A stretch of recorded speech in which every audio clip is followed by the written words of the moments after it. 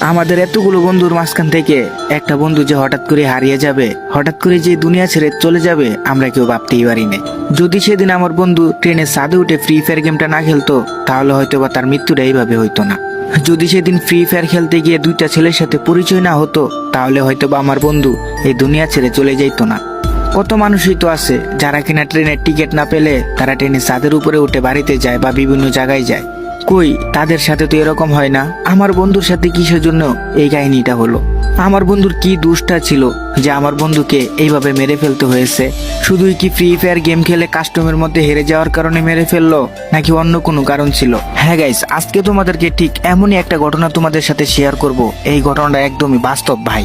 আমি ভাবলাম আমার বন্ধুর সাথে যে ঘটনাটা ঘটছিল ওইটাও গাইস তোমাদের সাথে আমি শেয়ার করে দিই। কারণ ভাই তোমরা আমাকে অনেকেই কমেন্ট বক্সে বলছিলা যে ভাই এরকম ঘটনা আরো চাই, কিন্তু আমি কোনো কন্টেন্টই পাচ্ছিলাম না বা কোনো ঘটনাই খুঁজে পাচ্ছিলাম না। তো হঠাৎ করেই মনে পড়ে আমার সেই বন্ধুর সাথে দুর্ঘটনাটা, যেটা ভাবছি তোমাদের সাথে শেয়ার করে দিই।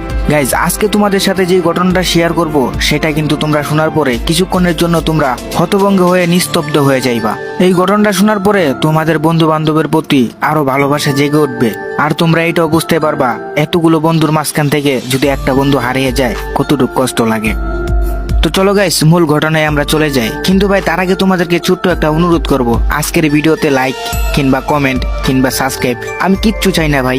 আমি শুধু তোমাদের কাছ থেকে একটা জিনিসই অনুরোধ করে চাইতেছি, আমার ভিডিওটা একটু শুইনো, ঘটনাটা একটু শুইনো, তাহলে অনেক কিছু বুঝতে পারবা। ভাই লাইক আর কমেন্ট দিয়ে কি হইব? একটা জিনিস যদি তোমাদের সাথে শেয়ার করিয়া তোমরা যদি শুনে ভালো মজা পাও বা ভালো লাগে, তাহলে ভাই আমারও অনেক ভালো লাগবে।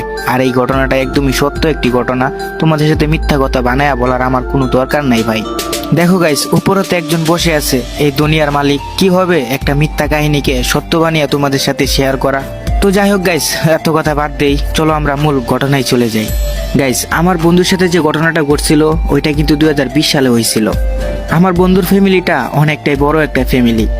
আমার বন্ধুর ভাই ছিল 5 জন, বোন ছিল 2 জন। ছোট 2 বোন ছিল, বড় 4টা ভাই ছিল সেই বন্ধুর। গাইস, তোমাদের সাথে আমি শেয়ার করে দিই আমার বন্ধুর নাম কি ছিল। যদি আমি নামটা দিয়ে শেয়ার করি তাহলে তোমরা এটা বুঝতে সুবিধা হবে। আমার বন্ধুর নাম ছিল জলক, আর জলকের বাড়ি হচ্ছে নেত্রকোনা মোহনগঞ্জ থানায় পাবই গ্রামে। ঠিক আছে, তো আমার বাড়ি হচ্ছে নেত্রকোনা মোহনগঞ্জ পাবই গ্রামেই। মূলত আমার নানির বাড়ি ওইটা। ছোটবেলা থেকে আমি নানির বাড়ি থেকেই বড় হয়েছিলাম। আর যেহেতু নানির বাড়ি থেকে বড় হয়েছি, আর ওই বন্ধুর সাথে আমার পরিচয় হয় ওই ছোটকাল থেকেই। আর ওই বন্ধুর সাথে আমার খুব ভালো একটা আন্ডারস্ট্যান্ডিং ছিল। তো যাই হোক, আমার ওই বন্ধু সবসময় বেশি বেশি যেটা করতো, সে ফ্রি ফায়ার গেম খেলতো। আর তার বাইরের একটা গাড়ি ছিল, মোটরসাইকেল। তো সে সবসময় বাইক দিয়ে ঘোরাফেরা করতো।